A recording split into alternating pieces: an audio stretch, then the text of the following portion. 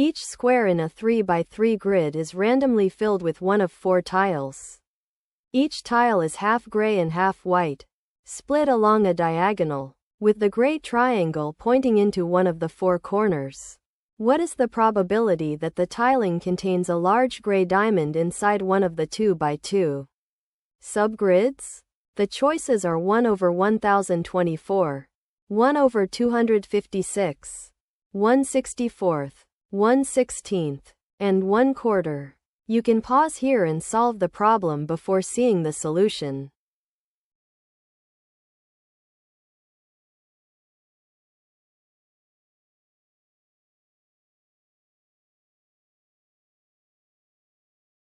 A gray diamond forms in a 2 by 2 block when all 4 of its tiles point their gray triangles toward that block's center. Each tile has 4 equally likely orientations, so the chance all 4 point inward is 1/4 to the 4th power, which is 1 over 256.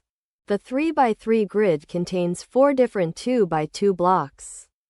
2 of these diamonds can never happen at once, because a shared tile would have to point 2 ways. So we simply add the probabilities. 4 times 1 over 256 equals 1/64.